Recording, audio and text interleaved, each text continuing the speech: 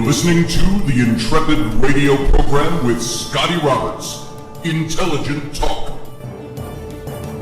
Happy Tuesday evening, folks. Thanks for being here. This is Scotty Roberts. You're listening to my show, the Intrepid radio program, right here on the Odyssey Radio Network. That's ODYSY1.com. You're also watching over on the video simulcast of this show on my YouTube channel. And that's over at youtube.com/Mr. Scotty Roberts. If you haven't been there, go join up, subscribe, hit the little bell to get reminders of this show, and go look at all the archives. There's at least 310 plus shows from the Odyssey Radio Network that are archived over there that we have done since we started broadcasting with Odyssey. And there's lots of other stuff over there too. And the best part about going over there during showtime is the live chat room. You can listen to this show and you can comment on the show and you can talk with the other Intrepids that are over there right now.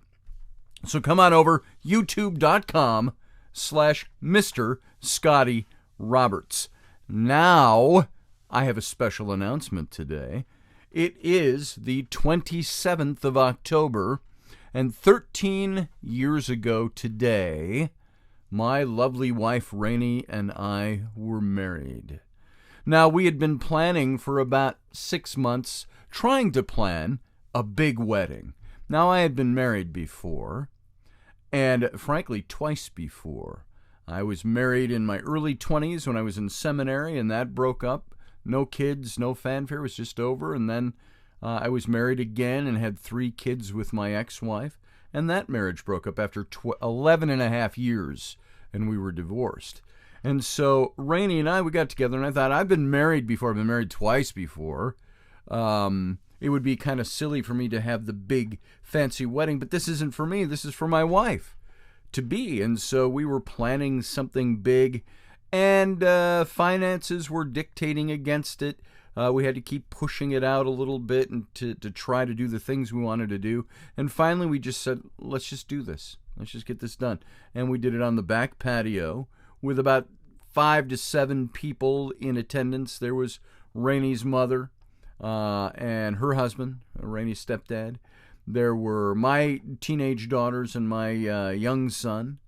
There was our friend Lisa Lilly. There were our friends Jeff and Erica Shilkin. And I can't remember if we had anybody else there other than our good friend Brad Hart. All of these people are friends on my Facebook page. Brad Hart married us. And so there we had this tiny ceremony on the back patio, saying one of these days we'll do a big re-wedding. And of course, we've not done that yet. It's now 13 years later. We have 3 children, 11, 8, and 5. And we have had our ups and downs. We're a normal couple. You know, it was all very romantic, and it was almost like we eloped is what that was. And yet we have had a very romantic relationship, at the same time a very rocky relationship. All relationships have their ups and downs. That doesn't mean you love each other less. It means there are things that steal away the emotional love, if you will. There is that stationary, staid, tried, true, stalwart, deep love that cannot be shaken. Yet there is the daily roller coaster of up and down in a relationship. And you know, it's usually the up and down, the roller coaster, are the things that we allow to steal the joy out of our lives, the joy out of our marriages, the joy out of our relationships. Were human beings not meant to mate for life? Were they not meant to be together? Because what do they say? Familiarity breeds contempt. When men and women get together and make it permanent and they say, we're going to be married forever. Now, in modern society, it's like, forever doesn't mean forever. It means forever for now. And we found ways to justify around that. But then the big question comes, why is there so much conflict? In some marriages, many marriages. Why do we have conflict? Is that meant to be gotten over? Is there a goal? Is there something bigger or greater than us that holds us together? What is it? Is there a moral code, a moral compass that keeps us together? Are we together out of obligation? Do we stay together because of those things? Is there a reason why we strive to stay together? Is there a God, a creator, a spirit in control of everything that we owe some obligatory obeisance to stay married? If that God doesn't exist for us, does that mean then that we are free to make those choices without a moral compass? Who sets the moral compass for our marriages? Who sets the tone? So those are the big questions, some of the deeper questions as to why do we stay together if we have conflict?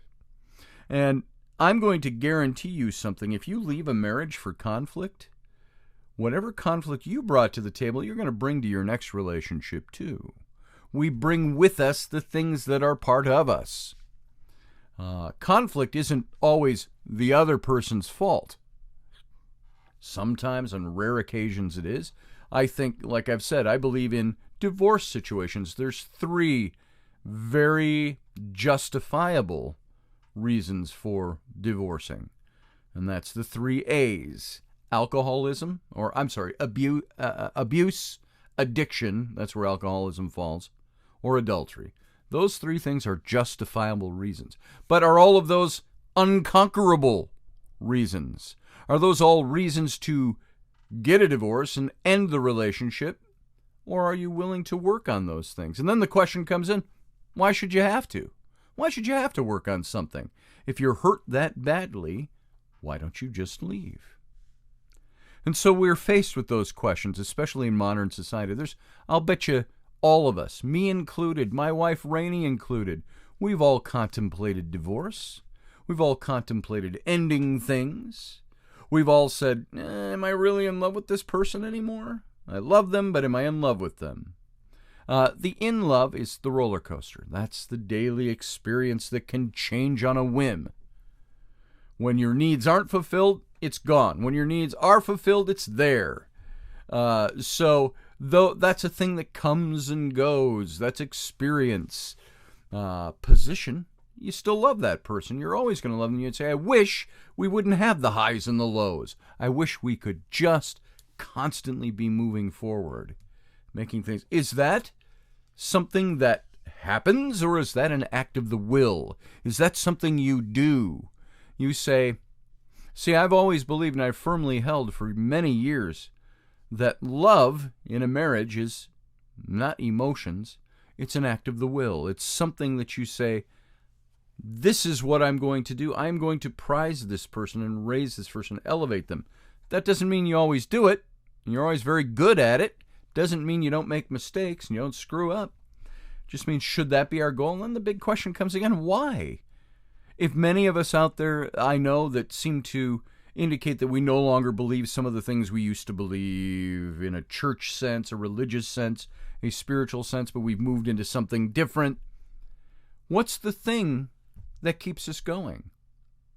I know when I developed that theology or that theory, that practice, I was deeply embedded in the church and the teachings of the church. What about people who don't believe those teachings? What holds them together? Do they have a higher power, if you will? Look at addiction. If you don't have that higher power and you're going through a 12-step, the 12-step thing is all geared toward trusting a higher power. What if you don't believe that higher power is there? What is the governing factor? Why? It's not that you can't. The question is why? Why should I? Why do I have to? Do I have to? Or is this a choice? Well, what I want to do is look at maybe less about that deeper philosophical, why should I have to, if there is or isn't a God and things like that. What's the motivating factor? I want to find some practical things that we can look at, that I got to look at every day. My wife has to look at every day. Both of us do. We all do. We have a lot of people that say, hey, on the surface, you guys are such a loving, romantic couple. And that's not a farce that we're putting out there. It's just we don't air our dirty laundry all the time. Sometimes we do. But we're normal people. And so what do we do? And I'm looking at things that I'm trying to find things that say, what are the things that keep us moving forward? And why should we keep doing that? First of all, we've got 3 children in the mix. I don't want to bequeath brokenness to them. But then people will say, well, what if you constantly fight? Aren't you bequeathing that to them? Well, yeah, of course. So what do you have to do? You have to find ways to not do that.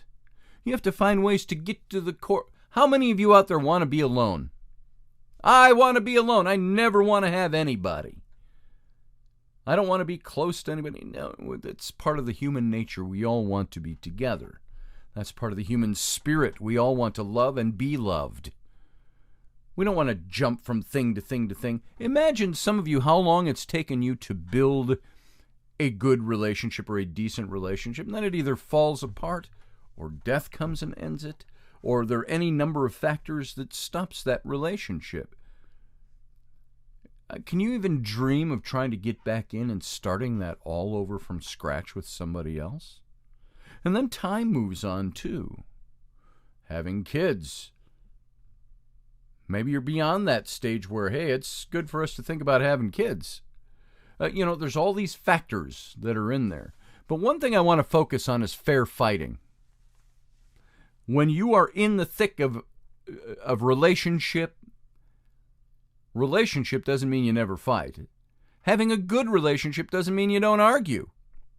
It means that you found a way to fight fairly in love and in marriage. And there's 7 ways, I think, that you can handle this kind of conflict. And I want to look at these. There's a woman, and picture this. A woman sitting with her head held down, crumpled tissues. It's hopeless, she says. My husband and I fight constantly. He refuses to go to any kind of marital counseling or couples counseling.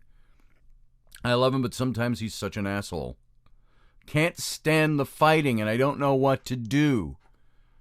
And the question comes up, maybe we were never meant to be together. Which I think it's a silly question. Especially if you look back and say, has life been from the day you were together been turmoil? Have there been external turmoils? That's different than having marital turmoils. So you were together for a reason. But maybe we were never meant to be together. But I got to tell you something. Conflict is part of every couple's life. If you're in a relationship, I know some of you out there, some of you guys in the chat room, I won't name you, Field Guy or anybody else, you're not in a relationship. And I say that lightheartedly. You don't have to worry about this stuff right now. But it's eventually going to come. It'll be on your plate because you're eventually going to be in one. And a conflict is just a part of every couple's life in a whole variety of ways. No matter how much you love each other, no matter how much I love my wife Rainey or she loves me, there are going to be times when you disagree. And the problem isn't that you fight, but how you fight. It's not that you don't argue. Our kids see us argue all the time. But then again, our kids, we also have to show our kids that we are willing to resolve the argument and make up. And even if we haven't resolved it between ourselves, we show our kids that we still love each other. Moms and dads argue. So them seeing you arguing isn't bad for the kids. Them seeing you argue and not resolve or not make it up or not show also that you love each other through conflict is a problem. So there's some people who have learned the pattern in their families of origin to fight recreationally. I sometimes think that Rainey loves fighting. It's a recreation for her. And this can be problematic when the person's spouse takes the conflict seriously and doesn't take it in the same nature. You know, there are times Rainey and I take each other very seriously, and we get really bent and out of shape. We can name call. We can go, oh, you fat cow. And Rainey's not a fat cow. Oh, you old man. Well, she might be right about that one, because she's so much younger than I am. But that's when it's problematic. When you're not on the same page, the recreational aspects sometimes elude him or her. And sometimes when Rainey and I fight, we can break it up by making jokes. She does that a lot. She'll crack a joke. And sometimes I'm steamed about something and I have to go, she's joking now. Now I got to lighten up, and vice versa. So sometimes faced with conflict, some people turn out immediately and are reflexively defensive. And some couples fight with stony silences, and issues never get resolved because they resort to silence. I will not work this problem out with you. Some couples fight only occasionally, but intensely, and others constantly spiral way out of control over relatively minor disagreements. And when you really get down to it, when you look at the things you argue about as couples, ask yourself, how much of this is big stuff? And some might say, it might not be big, but it's big because it's a series for years of small things. Well, we're going to talk about small things in a little bit.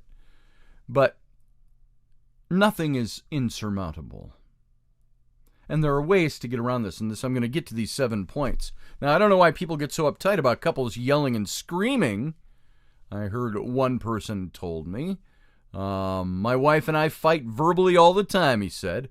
Never ever getting physical with each other, but would you believe that our neighbors have called the police 3 times in the past 7 months on us? They say they worry about how all the yelling is affecting our kids. Our kids are fine. We're fine. We're just irritate each other sometimes, that's all. But then, when you probe a little deeper, this same guy admits that for all the intensity of their conflicts, he and his wife aren't really resolving any of the issues that stand between them. And this only adds to their mutual frustration with each other. You've got issues that you fight about constantly, and you can calm it down and things go back to kind of normal, quote unquote, but you never really resolve the issue. You don't work at finding the resolution, the thing that's going to fix it. Or one person's perception is that it's unresolved, while the other person's perception is, I don't even get what you're talking about. Those are things that happen in couples. So whatever the circumstances or the issues that spark conflict in relationships, there's ground rules that can help fights be less hurtful and more conducive to positive change. And there's seven things that are the earmarks of fair fighting. Let's cover those. Number 1, focus on feelings, not blaming or personal attacking. Tell your spouse how a situation makes you feel, rather than focusing on their behavior. Saying, I feel anxious when you're late coming home and haven't called, is more likely to result in a productive discussion than, well, you're always late. What were you doing? Why do you do this to me? Accusations more often bring defensiveness and the escalation of anger than rational discussion. Even people who think rationally and think logically, if you accuse and attack, what's going to be the response as opposed to you saying, hey, this is how I feel about this thing. I feel really anxious when you come home late. And you haven't called me, you haven't texted me, nothing. Versus, how come you're always late? What were you out doing? Why do you always do this to me? You always do this to me. Which one's going to get a better response? Which one is going to work toward finding a resolution? Focus on your feelings, not blaming or attacking the other person. That's the first rule. Second rule of fair fighting, lose the attitude. Attitude can be a major anger trigger, and it precludes rational solutions. Don't tell me you haven't experienced this. Eye rolling, oh Jesus, saying whatever, getting into another's face, name calling. These all take the conflict to another it's a higher level of frustration, a much lower level of production. So you got to take a deep breath, count to 10 in your head or whatever you have to do, and then listen.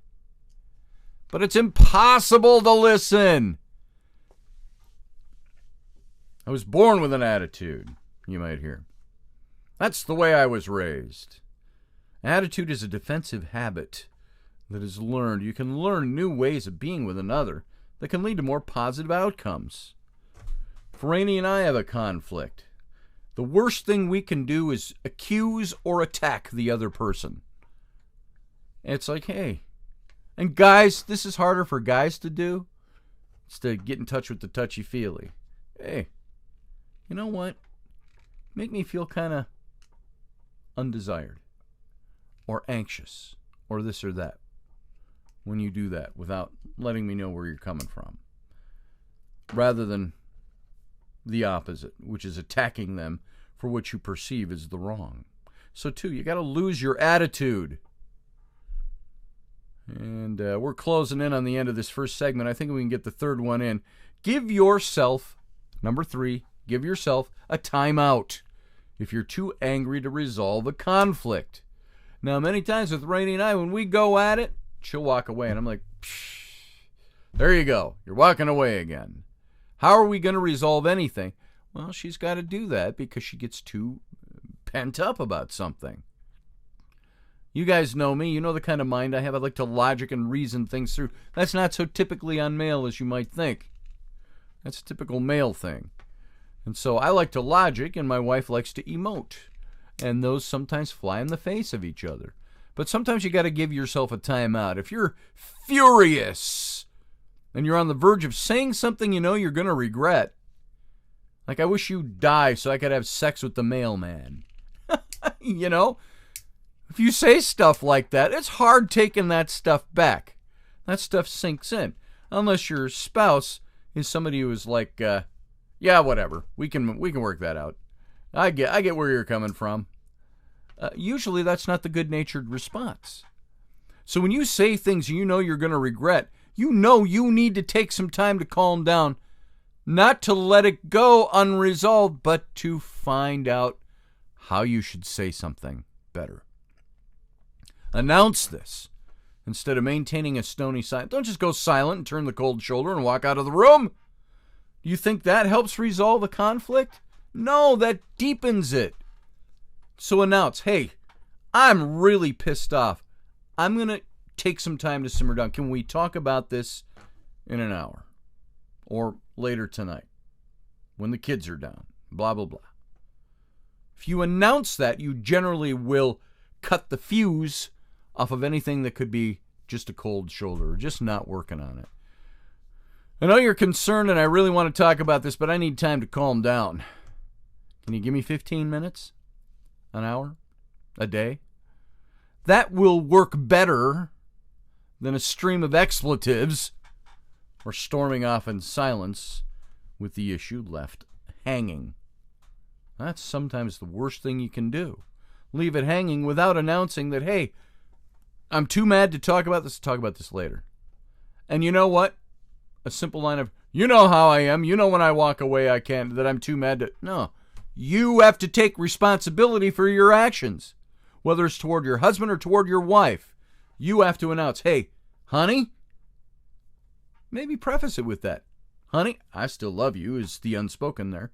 I love you. I care about you. I care about resolving this.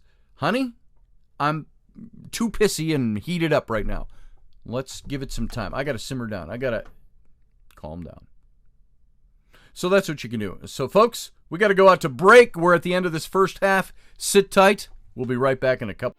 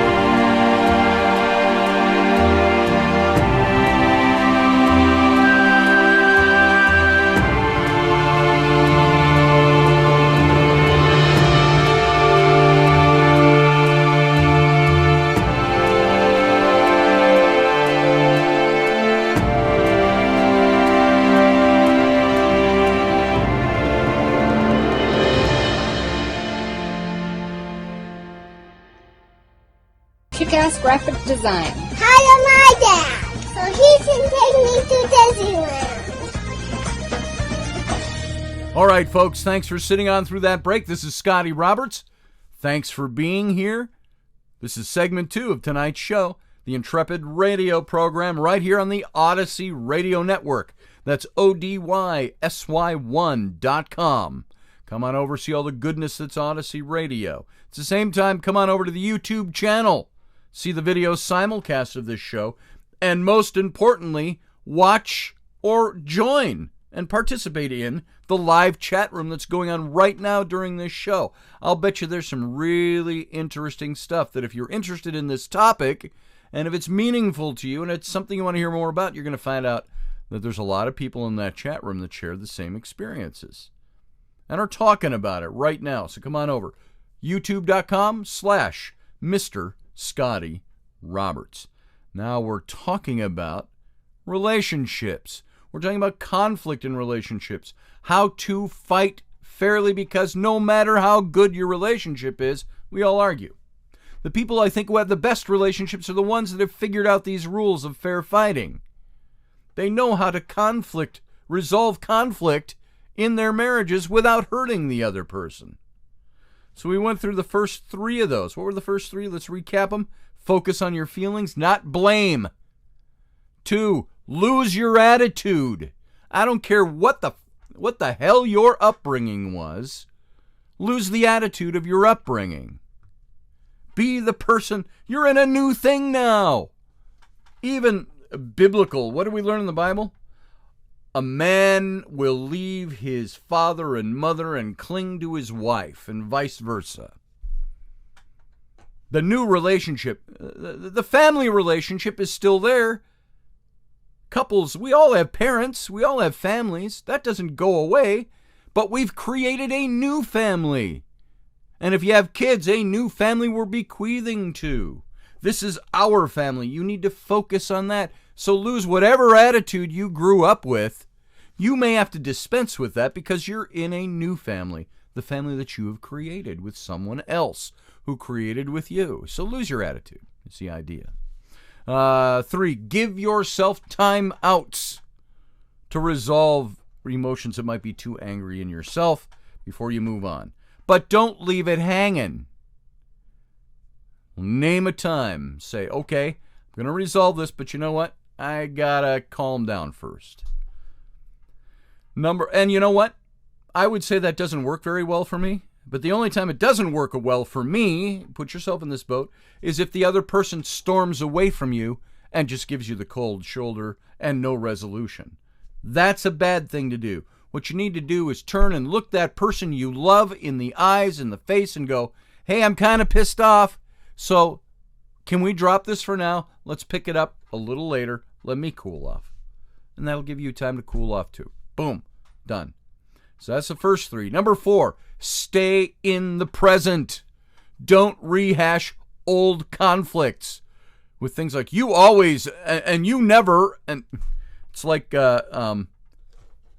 Ailing, my old history professor, who I've mentioned many times in other contexts. He said once we were all sitting in seminary and we were talking about conflicts and arguing with our wives. It was over a coffee break or something. And he said, you know what? He says, my wife never gets hysterical. She gets historical. And so you remember that time when you always say the... So those are things that can be a real temptation for us in our marriages. As your anger level rises, so does your propensity to get historical, to throw in past issues as corroborating evidence that your spouse is incorrigible. Yeah, well, I got this whole goddamn list of things that I can bring up to show that you're an insane asshole. That's the way that comes out sometimes when you're mad. And you start going through the list. Well, what about the time you did this and the time you did that? And you always do this and you never do that. You know what? You're not in the present anymore. You're not dealing with what is. So it can be a temptation as your anger level rises to throw in all these past issues as the evidence that you have a case to build against your spouse. But complicating your conflict by revisiting past battles can only add intensity to the present conflict. And it might even add to the sense of futility to both of you and what you're feeling. So focus on the current issue. Be specific. What would you like to change or have changed? How can you both contribute to making this happen? Don't make charges that you cannot tell the other person, and here's what I need you to do. Here's what I need from you. You can't bring up, well, I told you that in the past. You know what, folks? That doesn't matter. What happened in the past doesn't matter. All you got is now. You're in the now. You're in the conflict now. Figure it out. Unless you're dumb and you can't figure out. And I say that lightly. I'm not calling names. Make it work by thinking it through. 5, understand that marital conflicts are different. There's more at stake with a spouse or a partner than a sibling or a parent or a coworker or a friend. Anger can be a lot more intense in your relationship with your husband or wife or your significant other. You've experienced that, I'm sure. The disappointment or the sense of betrayal can be a whole hell of a lot more painful inside a relationship. When you don't live with a person, it can be easier to resolve differences or make up, or not. And with a marriage, it's much more complicated. And with heterosexual couples, there can be gender differences in reactions to conflict. My husband has this belief that if he says he's sorry, even in passing, that should be the end of it. But sorry doesn't cut it if there's no understanding on his part that there's a problem and we need to talk about it and do something to change the situation. He complains that at work, saying he's sorry about something is enough to clean the air. Well, that's not enough at home. Sometimes at home, it takes a whole lot more than that. You have to understand that your conflicts are different, that your starting places are different. Number 6, take a close look at recurring issues and resolve to change even one thing to make a difference. When your differences are ongoing and resolutions seem to be elusive, try agreeing to make one change together right now that can be a first step on the way to solving whatever the bigger problem is. This works for a lot of people. There was this couple. We have always argued about money, blaming each other, and when money runs short and credit card balances start climbing again, finally we agreed on one thing: stop blaming each other and work on ways that we each could change our spending habits. Some of the things we did to make a game out of seeing how little each of us could use our credit cards that month. We started carrying small notebooks, writing down cash purchases. But what helped most was that critical first step. Stop blaming the other person. Start taking more responsibility for our own habits. So, you know what? Take a close look at the things that are recurring issues. Oh, you're never going to change. Oh, that goes back to the one before that. Stop. Or the one, two ones before that. Don't rehash old conflicts. Things are never going to change. It keeps recurring. Well, you know what? Maybe step up and work together with that person to help them understand why that thing is still a conflict for you and what needs to be done to work together to make it work. Then number 7, look at conflict in a new way. Not as an ending, but as this kind of new beginning for things. Bringing simmering conflicts into the open can be a positive move to move forward. The worst case scenario may well be hiding from conflict. Staying silent when you need to speak up as your resentment and your feelings of distancing builds. Taking that first step toward airing your feelings with each other may feel uncomfortable initially, but eventually it's going to revitalize your relationship and who you are. You can take these 7 things and go back into your relationship. Be determined to work toward change. Decide to do at least one thing differently. Report your feelings instead of being in a mode of constantly accusing the other person of being the problem and of having the unreasonable behavior. And you know what? You might be stunned by the other person's reaction. When the focus was on your feelings as opposed to accusing and pointing fingers, that other person might start listening better, might start responding in new ways. And maybe not listening better, but hearing you differently, hearing you the way you'd like to be heard. Behavior begins to change by little by little by little. It's little steps.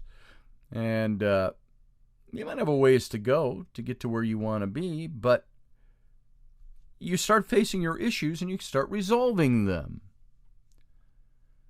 And life isn't perfect, and it may never be, but at least you can find ways to make yourself heard, get yourself heard, and loved more than you have in a long time. And so working together to make things work is the really big factor for most of us. Now, there's also things that go on in our relationships that we have to be very careful of. Little cruelties, marital unhappiness. There's 5 strategies that can help you resolve these types of things in your relationship. The things that you would put in the category of little cruelties in our relationship. The unhappinesses that make my marriage unfulfilling to me. So, you can talk about divorce. You can stack up all the reasons that you have, which might be many, to stay together. Children, house purchase, a history stretching back years. So, why would somebody with all those things, if you can stack up the positives, why would there be somebody who would want a divorce? And sometimes, I heard one person say, my husband bought an Alexa. Alexa for the house, or Alexa, what's the temperature outside? And she had said, I never wanted any one of those things. I made it very clear I don't want that kind of thing in my house. Or maybe you're a gun collector. And your wife is like, I don't want guns in the house. But she married you anyway. And it's a problem. On one level, these things seem a little bit frivolous. On another, it can make perfect sense. Maybe this was a wife that was feeling again and again that her preferences and her opinions had been ignored. What if it's as simple as leaving wrappers on the counter, throwing dishes in the sink with food in them? Those kinds of stupid things. The toilet paper roll and the toothpaste tube types of conflicts. And so while some couples part in the wake of major crises like infidelity, abuse, addiction, others split over a series of small cruelties that can add up to emotional estrangement. Emotional estrangement. Do you realize sometimes all the small things you do can add up to estrangement?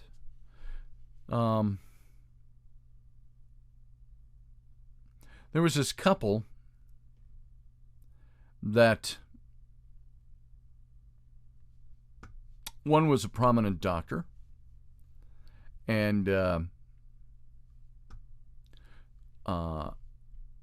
other welcomed somebody that was coming to interview them warmly at the door, brought coffee, returned with a plate of pastries, and her husband said brusquely, just set that plate down and get out. We have work to do. Her face burned with humiliation and anger as she silently withdrew from the room. The doctor didn't miss a beat, turning on the charm for the interview as I sat there stunned as his interviewer sat there stunned. And you look at that, and those are the kinds of things. When I see that stuff happen, sometimes couples have that stuff go on, and they have slowly and systematically shut down the spirit of their spouse. Stop fussing. We got work to do here. Psh, what? Now that's pretty overt, but here's some examples. The wife who never let her husband forget that she thought she had married down, and who corrected every statement he made, incorrect or not, with a running commentary on what he was saying, questioning both his accuracy and his intelligence. That's a certain kind of person has to do that. Another one, the husband who belittled every interest and pursuit of his wife as stupid or insignificant, fondly called her an airhead when challenged by others. He would smile and say, she knows that I love her. Right, honey? Then there's the husband who escalated ordinary disagreements to major crises by giving his wife the silent treatment for days at a time. And there's the wife who had a habit of blaming her husband every time anything went amiss, from a bulky computer to a rained-out picnic. The common phrase was, "Can't you get anything right?" And the husband who snapped at his wife whenever he had a bad day at work, and then wondered why she tended to keep her distance when he got home. Now, many of these little cruelties, and I may have, exaggerated them a bit, but we've seen these things. Maybe some of us experience some of these things. These are little cruelties. They're not at all, and some indicate, they're not little at all, by the way. And some may indicate these larger problems within a relationship. But the fact is that casual cruelty, careless words, thoughtless actions can add considerably to marital tensions. Have you ever been around a couple where the wife will constantly criticize the husband, or the husband will constantly criticize the wife in front of other people? And they house it in jokes or humor or whatever. And you can tell the other person's a little embarrassed by that. But you see that and you kind of go along with it, but you think, whoa, what is going on there? Thoughtless actions. Casual cruelty. Careless words. These are things that eat at a marriage. I have made it a long time ago a point that I will never speak ill of my wife in front of other people. If I got things to say to my wife, I'll tell my wife. My friends and our social gatherings don't need to hear me belittle my wife in any way. Unless we're talking, and I only say, I don't mean unless, belittle unless. I mean, if you're talking with friends about relationship stuff, sometimes it's okay to bring up something. Well, you do this thing. But then it's fair you've opened up the door for everybody to talk that way. I've been in social gatherings where somebody degrades their spouse, and I don't know if everybody sees it, but I look at that and I go, that was awfully degrading. You better think about what you just said about your spouse and how they feel about what you said. And do you care whether or not you say that? Because if you don't care that you're saying that, you may be working your way out the door. So, there's an importance of being kind to each other in a marriage. Be kind to each other. Kindness. How many of you are married? You have conflict, but you don't think about, how kind do I treat my spouse? Or my significant other. You can call it whatever you want. We're in a current day and age where you got to do that. It takes more time to talk about the caveats. So, be kind to each other, even when depressed, discouraged, mad, exasperated, disappointed, or otherwise challenged. So much more is possible if disagreements are resolved amicably. If spouses are as courteous to each other as they are to good friends, some people talk to their spouses in a way they wouldn't dare talk to another person. And I've heard the excuse, well, we're married, they know me, I know them, we're on a different level in friendships. And we did mention that earlier. The way you treat your spouse should be different than the way you treat a friend. But I've heard people say, if I talk to my friends the way I talk to my wife, well, I wouldn't, because it would hurt their feelings. Well, duh, then why are you talking to your wife that way? Is she different than other people, that she's not going to have her feelings hurt? He thought his wife's feelings weren't hurt for the same things that his friends' feelings would be hurt for? And you squirmed a bit at that. Well, she's my wife. She should understand that I need to blow off steam. That's just the way I am. That's just the way I am. Accept me for what I am, or move along, partner. That's just the way I am. Don't you know that about me by now? Now, I can count how many times I've heard that in people. It's just the way I am. As a way to justify casual cruelty. I had a friend that used to talk down about his wife all the time. And once we were all out to eat, and he's talking down to his wife. And I was so tired of hearing it. This was a long time ago, and I just blurted out. I said, God, would you shut up? All you've done is belittle her all night. And it got really quiet, and then I thought, I've just embarrassed myself now. And we all kind of broke it off with humor and stuff like that, and broke it up a bit. But there was a point where it's like, God, will you just stop belittling each other? So it's a way to say, when you say it's just the way I am, that's a way of saying I don't intend to change. Or pleasing you isn't worth any discomfort on my part. I don't have to be kind to you. It's a relationship dead end, folks. So what can you do to change a relationship that's headed downhill? Number one, think before you speak. And I would throw some expletives in there. Effing think before you effing open your mouth. Now, is that just kidding comment or barbed humor likely to hurt your spouse? Is that casual aside or that verbal victory that you've won worth the cost in your relationship?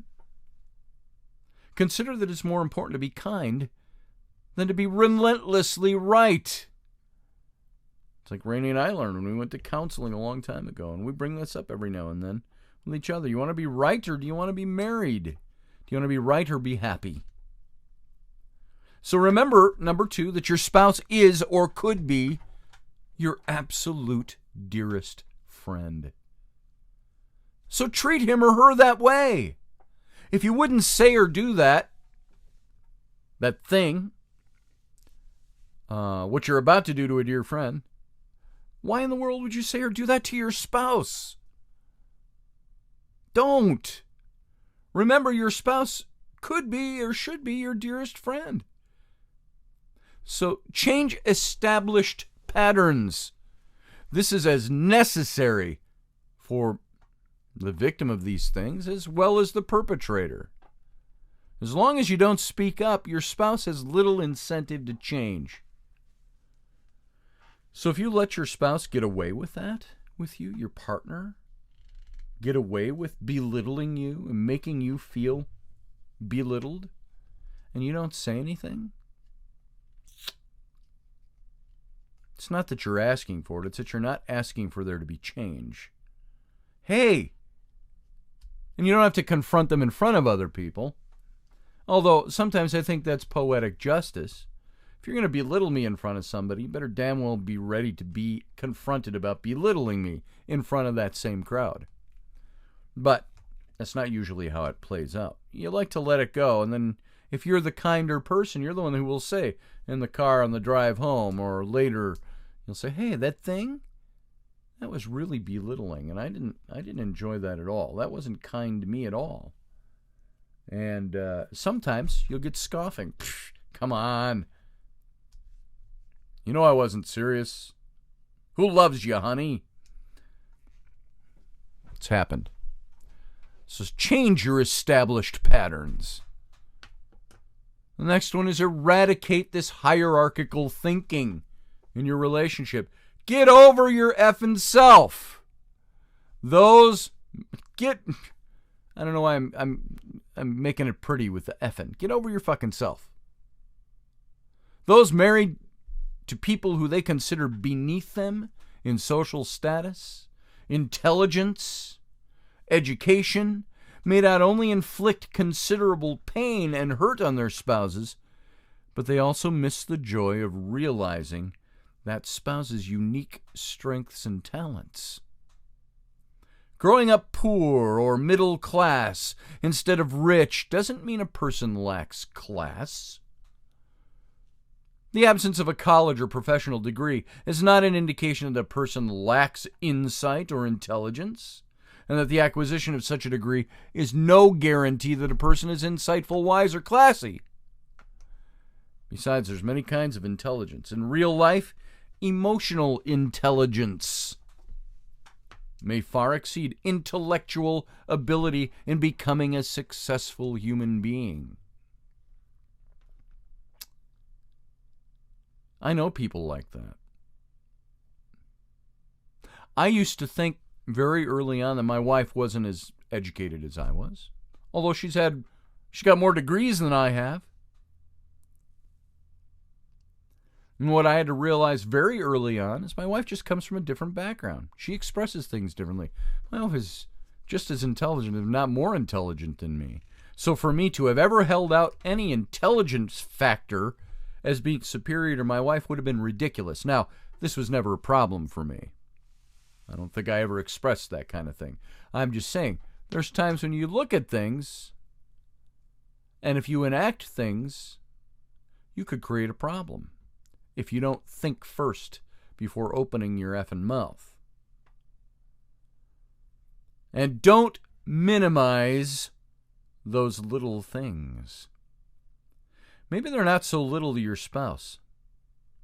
Maybe the accumulated weight of small hurts, flashes of anger, small betrayals is adding up to a really big problem. It's the small things, it's the casual, the passing, the little cruelties that can erode love and goodwill in a relationship. Goodwill. Do you feel you have goodwill toward your partner? Does your partner hold goodwill toward you? I say to guys, we should wake up and we should look at our wives and go, oh, wow. I am so lucky. I am the luckiest kid in America. When I look at my wife, I know what I have and the gift I've been given in my wife, and I recognize more and more every day how much worth she is. That sounds backwards to say it that way, but how much worth she possesses and has, and how amazingly lucky I am to have her. And sometimes it's so nice when my wife will do that for me. I'm so lucky to have you. Now, sometimes I have to remind her, hey, you are so damn lucky to have me. And her response will be, oh yeah, oh yeah. So, it's the small moments of connection and caring, of thoughtfulness and kindness, one after another, that can help love grow and flourish. Make your spouse a cup of coffee tomorrow morning, or whatever you do in the mornings. Show them how much you care about them, how much you love them, how lucky you are to have them. And continue to show kindness upon kindness upon kindness to your spouse. And that's the thing that will erase the little cruelties and marital unhappiness you're going to find is going to go away. All right, folks, speaking of going away, it's time for us to go away. We're at the end of the show. Thanks for being here. We're going to take a 23-hour break and be back tomorrow night. We got some interesting stuff we're going to talk about. We're going to talk about stuff I didn't get to today. Don't ask and don't tell your family. If your marriage is on the brink, if you're having problems, Who should you tell and not tell? And what's going to be helpful to your relationship? All this stuff comes up because it's my 13th wedding anniversary today. And I love my wife, Rainey. I have a passion for her that is beyond words. And I want to express that tonight. So happy anniversary, Rainey. I love you. Folks, I like you. See you tomorrow night.